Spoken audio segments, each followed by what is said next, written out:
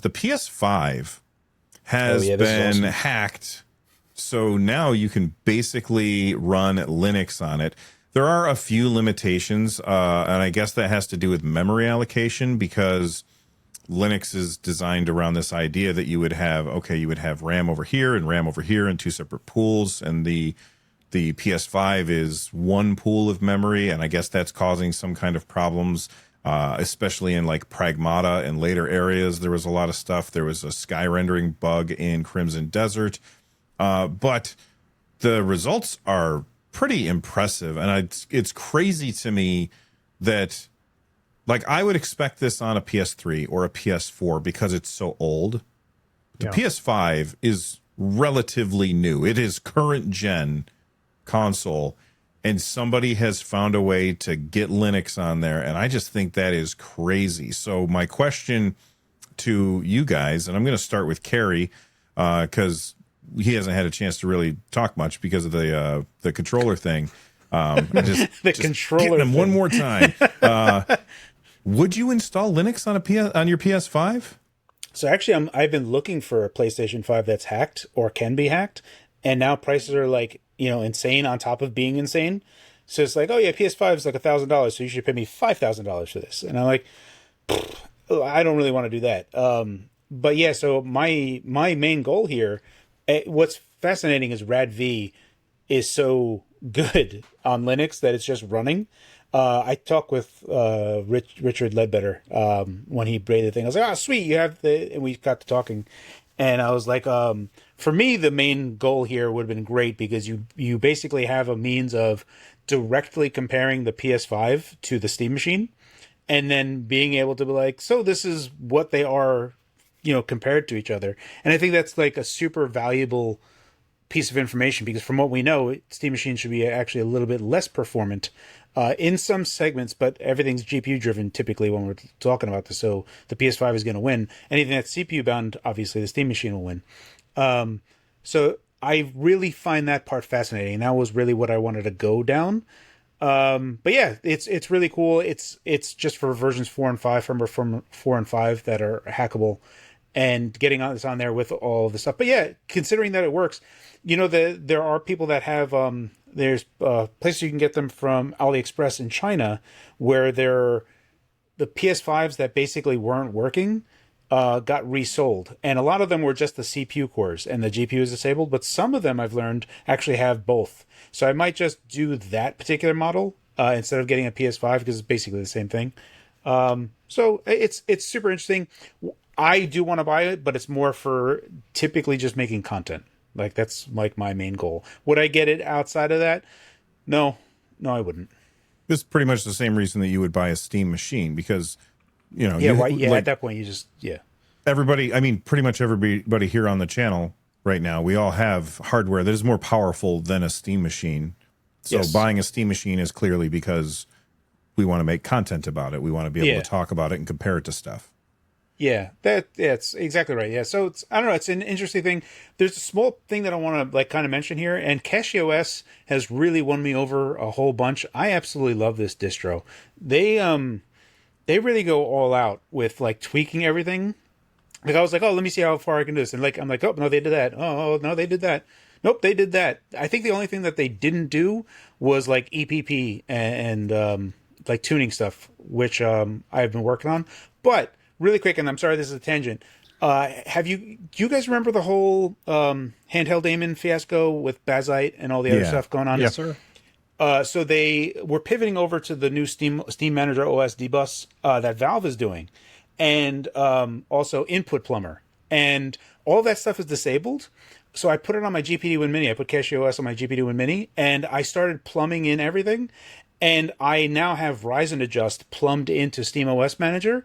So now it's actually straight into the Steam QEM. It's the quick access menu. You don't need Decky plugin at all.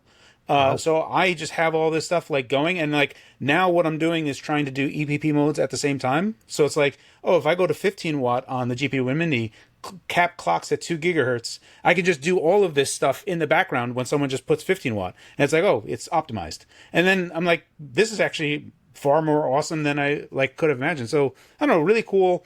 I love the direction of like all the other stuff that they got going, but CashOS has won my heart. I really like that OS. I'm daily So I was gonna, driving Cache on my laptop, so I'll finish that thought because it's a short one. Yeah. And yeah, it's wonderful. They recently did a improvement to Python. Not they did, but they just used the tail call interpreter instead of default one. Just to show your point that like they're willing to tweak everything to make it faster. Also, there was an exploit that released today, the copy fail thing. There was someone that released had to release it publicly. They were supposed to be doing it in the background, but someone had mentioned it, so then they had to talk about it. There is no patch for this, and CashOS is like, we have the workaround, we're going to push it, and they did that today. So these guys are like banging on all cylinders. Like, I really, really recommend CashOS. Rich, I'm sorry, Russ, just real quick. Rich, when you said Python, did you mean Proton? No, Python, a programming language. Yeah, Yes. my point being that they're looking at every little thing and tweaking it to find like what is the most performant of this thing that we can use. That's exactly right. Yeah, Gotcha. Jimmy, you want to interrupt before Russ gets to go? No, Go ahead, Russ. I will say, like I apologize if I do cut you guys off or anything because there's a bit of a delay here in Hawaii, and so I feel like I'm like perfectly timed, and then when it comes out, I'm like, oh crap, I just cut someone off. Anyway, so the thing about the PS5 Linux that I wanted to bring up is that one, the OS firmware that you have to be on is 4.5, which came out in December 2021. So it's rare to be able to find a PS5 that allows you to do this, right? Like when I heard about this, I'm like, oh, I haven't turned on my PS5 in a while. Maybe I can do this, right? It's been a couple months, No, like it's so. And then also the guy who did this is Andy Nguyen, who is the Flow. That's his like code name, right? So that's the guy who like basically broke open the PS Vita, like every cool thing you can do on the PS Vita, Adrenaline, which allows you to play PS1 games, all the jailbreak stuff, all that's him. He's also the guy who got. Yeah, I know, right? Well, I don't know. Sony might like him because he's the guy who got PPSSPP working on the PlayStation Portal and then told Sony how he did it so that they could patch it, basically. That's cool. So he has that. like done things like that where it's like, oh, this is a big vulnerability. Let me tell you guys about this. They should just hire maybe him. they like him. No, I don't know. Yeah. I kind of like how he's doing this. Yeah, other stuff right, too. right. Yeah, give him a fee. Give him a finder's fee. Yeah, but anyway, just an amazing Sony like firmware guy. Like just in terms of the things he's done on that platform, it's just amazing. Well, for those of you that don't know, Jimmy, in addition to Deck Ready, he also has a channel called PS Ready. So this is like the perfect convergence for you, right, Jimmy? Yeah. It was kind of fun talking about it. And I was like, yeah, I'm not going to do it because, I mean, I don't want to toot my own horn, but I got like a bunch of Linux PCs already. But I was like, if you have the right firmware, this is pretty cool. And I like the fact that when you reboot the PS5, it just wipes it and puts it back into PS5 mode. So if you just wanted to mess around with it and like, download GTA 5 or whatever, one of those games that was working, you could be like, whoa, check this out. And then be like, okay, I'm done. I want to go back to PS5. Just reboot it. You're good to go. I thought that was sweet. Obviously, it'd be better if you could toggle that, but like, right. It's kind of an interesting limitation. Yeah. I did want, like, I would love to do this. Not, I wouldn't say for content, but like more so for curiosity, right? To see this in action. The Flow is the GOAT basically, because he has, as Russ said, done this. Like, didn't he hack the PS3 as well? PS3, PS4? Yes. Yeah. Yes. Yeah. And that was I did that early. hack. It was awesome. You did? Yeah. Yeah. And so like, I do want to see like Carrie, just like Steam machines pitted against each other. Imagine like the PS5 Steam machine versus like the actual Steam machine. Exactly. I think that's, I mean, for me, I think that's like the biggest angle for me is like, so that we could just, if we put both, what's interesting is what Richard Ledbetter had done on Digital Foundry is that when he was doing his tests, he actually found that the PS5 on Linux, sometimes there's things that were just not rendering, so it was, getting better performance because it wasn't rendering crap. But sometimes you had a better experience on there even when it was rendering stuff. And that goes to show you just how like more fine-tuned like Linux can be and how good RADV actually is. It's just very impressive to see because you already know that these developers are already going pretty hard on the PS5. So to see that is really cool. Can we just talk about how they got our PCS3 running flawlessly on it? Right, yeah. And Sony's like, yeah, we're never going to do that. We know you want to play the Resistance trilogy and Infamous 1 and 2 and Warhawk and Starhawk and Killzone 1, 2, and 3. But like, you know, we're never going to do it. So, and then it runs great. I was like, God, that sucks. I wish they would just do it. And because like I have so many digital PS3 games because when they first started doing that, it was 10% cheaper. And I was like pretty broke when I was in college. So I was like, oh, that's sweet, 10% cheaper. And then it stops me from trading in my games. So I'd love to see PS3 in any fashion other than PlayStation Now streaming, which is horrendous. Yeah. But I was like, wow. I don't get why these companies don't understand that by supporting their back catalogs, you make it so people are less likely to trade in games, which they hate when we trade in our games. Like, they don't want us trading in our games. So make it so that it's not beneficial to us. Make it so that, like, okay, you're still going to be able to play that. And when you have your digital games, when you buy digital games from company A, and then company A puts out a new piece of hardware, all of those digital games should be playable on the new hardware.